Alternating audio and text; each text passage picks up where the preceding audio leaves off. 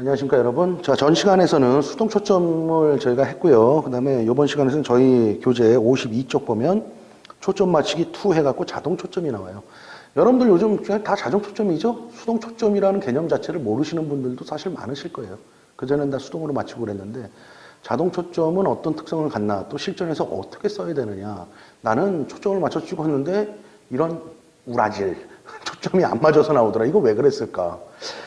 이제 카메라를 다루는 방법에서 좀 미숙해서 그래요.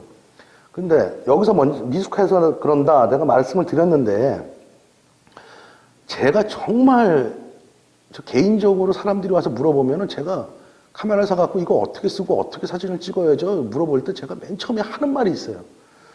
사용 설명서 읽어보셨습니까? 그 말을 해요. 우리가 하다못해 집에서 밥 해먹는 밥통을 하나 사더라도 사용 설명서가 들어오죠. 그 간단하게 뭐 취사만 눌러도 밥이 되고 뭐 이런데 사용 설명서를 읽어보고 써야 된다는 얘기예요. 그거에도 불과 하물며 카메라 이 복잡한 기계가 오는데 사용 설명서 한번 안 보고 야 이거 어떻게 쓰는 거야 계속 물어보고 다니시는 분이 있어요. 여러분들 쓰는 카메라 있잖아요. 사용 설명서에 그 기능들이 대체적으로 나와 있어요. 그 다음에 이런 공부를 하고 또 제가 이렇게 도와드리고 이래서 해야 되는데, 일단은 카메라를 사시면은 알든 모르든 사용 설명서를 한번 천천히 한번 읽어보시길 바랍니다. 지금도 늦지 않았어요. 어느 정도 지금까지 제 강좌를 지금까지 들었다면 사용 설명서를 지금 보시는 게 훨씬 더 용어라든가 이런 게 편해질 수 있습니다. 여러분 한번 꺼내서 꼭 확인하시고요. 보시기 바랍니다. 여러분. 자, 그리고 자동 초점 말씀을 드리죠.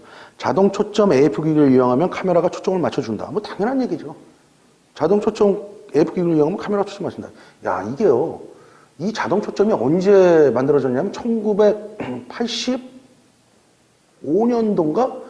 1985년도인가 6년도에 미놀타에서 최초로 자동 초점을 만들어서 실용화를 시켰어요. 물론 그 전에 86년도였군요.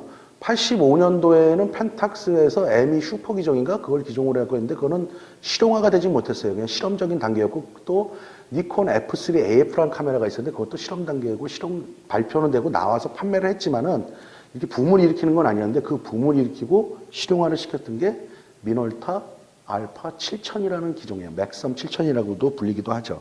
이 기종이 나왔을 때 굉장히 실용적이고 센세이션을 일으켰죠. 그 다음에 나왔던 게 캐논 650, 니콘의 F501 바디, 이런 바디들이 AF 시대를 열기 시작하고 지금은 뭐 매뉴얼 렌즈가 아니고 거의 다 뭐 AF 카메라로 쓰고 있다는 얘기죠. 굉장히 편해졌어요. AF 카메라가 되면서 또 얻은 장점은 뭐가 있어요?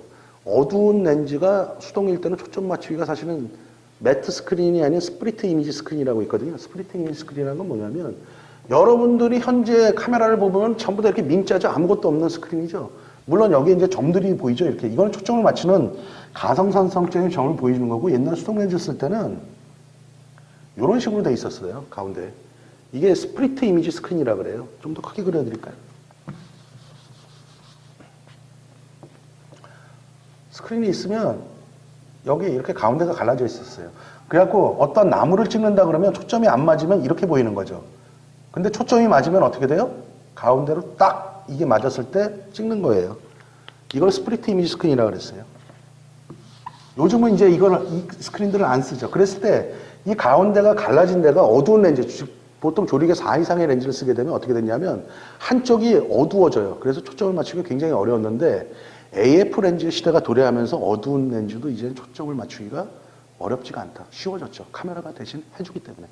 그 다음에 자동 초점이 됐건 수동 초점이 됐건 가장 중요한 요소는 뭐냐면 내 카메라가 과연 미러라든가 이런 박스들이라든가 렌즈들이라든가 카메라의 미러라든가 렌즈가 정말 오차가 없이 정확하게 세팅이 돼 있느냐가 가장 중요한 거예요. 내가 아무리 초점을 정확히 맞췄다 해도 카메라에 오차가 생기면 초점은 안 맞아요. 하지만 고맙게도 조리개를 조여주면 피사계 심도로 초점이 맞아 보이게 되는 역할을 해요. 그래서 지금 자동 초점을 하다가 옆으로 3000포로 좀 빠지고 있는데요. 이 얘기는 제가 좀 짚고 넘어갈게요. 여러분들이 카메라를 사셔갖고 쓰시다 보면 눈에 띄는 고장이 나오지 않는 이상은 카메라 점검들을 잘 안 받으시죠? 그러시면 안 돼요, 여러분. 카메라라는 기계하고 렌즈라는 기계는요, 굉장히 정밀한 기계들이에요. 그래서 어느 정도, 보통 제가 추천해드리는 거는 많이 찍으시는 분들은 6개월, 안 찍으시는 분, 그래도 좀 적게 찍는다 그래도 1년에 한 번씩은 서비스 센터가 있잖아요. 그 서비스 센터에 가서 내 카메라와 렌즈를 점검을 해주세요. 그러세요. 특히 여러분들이 쓰고 있는 SLR 그 카메라들 있죠. 그거는 미러가 중요합니다. 이 미러가 45도로 정확하게 돼 있어야 되는데 어때요? 사진을 많이 찍다 보면 이 미러가 올라갔다 내려갔다 그러면 때리죠. 이 미러가 정확하게 위치를 범위 내에서 벗어나는 경우가 많이 있어요. 그래서 항상 이 점검을 하고 정확한 위치에다 놓고 세팅을 해서 찍어야 돼요.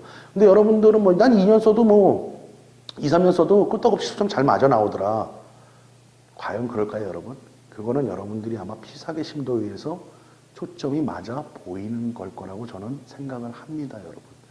다시 한번 말씀드리지만 카메라하고 렌즈는 정밀기계예요. 그래서 어느 정도 사용을 했다 그러면은 서비스 센터에서 점검을 받고 정확한 위치에 다시 세팅을 해서 쓰는 게 맞는 방법이다. 이걸 말씀을 드리고 싶고요.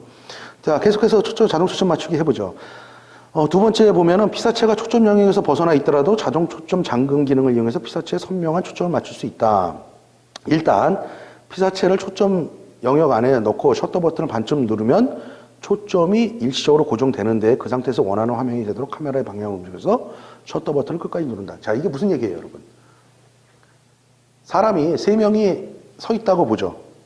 아, 여기 나오네요. 우리 교재 우측에 보면은 그림이 나오네요. 어떤 아저씨가 책을 갖고 이게 로마인지 어딘지 모르겠지만 약간 근사한 건물 앞에 서 있는데 사람에다가 초점을 맞추고 싶은데 카메라가 화면을 보니까 어떻게 돼요? 건물 뒤에 맞추게끔 돼 있잖아요. 그래서 화면을 이동해갖고 사람 초점을 맞춘 다음에 AF 락을 하는 거예요. 초점 고정을 시키는 거예요. 그 고정을 해갖고 다시 원하는 프레이밍을 한 상태에서 사진을 찍었더니 사람이 초점이 맞아 나온다. 이게 AF 락 기능이에요. 이건 어느 카메라에나 있어요. 이 단추를 따로 빼서 쓸 수도 있고요. 보통은 카메라 셔터라는 게 셔터가 아니라 정확히 말하면 셔터 버튼이 2단계로 끊을 수가 있어요. 한 번 딱 초점을 한 반 정도를 누르면 초점이 맞고요. 그 상태에서 가만히 있어갖고 옆으로 이렇게 움직여도 여기에 맞은 초점이 다시 이쪽 가서 초점을 맞추진 않아요. 그대로 고정이 돼 있어요. 이게 뭐라고요? 초점 고정 장치예요. AF 락이라고도 하거든요. 그 상태에서 다시 화면을 프레이밍을 하고 누르면은 얘에 초점 맞고 여기에 맞진 않는다. 그 기능을 적극 활용하라는 얘기예요. 다음에 광역 초점 시스템을 가진 카메라는 더욱 다양한 선택을 제공한다. 이런 카메라에는 뷰파인더 안에 몇 개의 초점 영역이 표시인데 카메라 뒤에 있는 다이얼을 돌려서 초점이 선명하게 맞춰지기를 원하는 부분을 선택하면 그 부분에 자동으로 초점을 맞춘다. 자, 여러분들 요즘 SLR 카메라 쓰면은 뭐 나는 64개의 초점을 맞출 수가 있다. 카메라가 해주기도 하지만 그거를 다이얼을 조정해서 선택을 해갖고 내가 원하는 부분에만 초점을 맞출 수 있게 세팅을 해갖고 쓸 수 있다라는 얘기를 하고 있는 겁니다. 근데 제가 이걸 좀 더 자세하게 해드리고 싶어도 할 수가 없는 게 니콘 카메라 틀리고 캐논 카메라 틀리고 미놀타 카메라 틀리고 다 틀려요. 아, 이제 미놀타는 아니네요. 미놀타는 이제 소니가 먹어버렸으니까 소니 카메라라고 해야 되는데 그 메이커마다 틀리기 때문에 그거는 여러분들의 사용 설명서, 카메라의 사용 설명서를 참고하시길 바라고요. 그 다음에 어떤 카메라는 일단 어떤 피사체에 초점을 고정시키고 나면 그 피사체가 어떻게 움직일 것인지를 미리 예측해서 이동하는 피사체에 선명하게 초점을 맞춘다.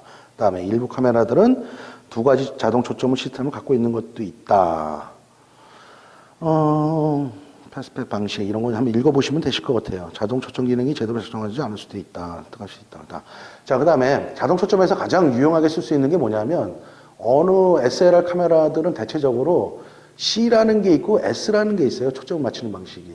S는 그냥 초점을 맞추면은 사람이 움직이더라도 그대로 있는 거고요. C라는 거는 움직이는 물체를 계속해서 따라가 주면은 그 초점을 계속 조금씩 미세하게 맞춰가는 기능이에요. 그래서 내가 어떤 패닝을 자동차 달리는 거를 패닝을 하고 싶다 그러면 C에다 놓고요. 계속 초점을 반클릭한 상태에서 쭉 가면은 얘가 자동으로 초점을 다다다다다다다닥 이런 식으로 쫓아가요. 그래서 내가 원하는 거에서 딱 찍으면은 효율적으로 사진을 찍을 수 있다라는 얘기들을 우리 교과서에서 하고 있는 겁니다. 자, 그렇게 해갖고 요거 한번 천천히 읽어보시면요. 그렇게 어려운 내용들이 아니기 때문에 여러분들이 이해하시는데 큰 어려움이 없을 것 같습니다. 그래서 두 편에 걸쳐서 수동 초점과 자동 초점을 말씀을 드렸습니다, 여러분. 자, 그렇다면 여러분들 초점을 어떻게 하면 가장 정확히 맞출 수 있겠습니까, 여러분? 우리가 흔히 쓰는 말 있죠. 잘 맞춰서 잘 활용하길 바라겠습니다, 여러분. 고맙습니다.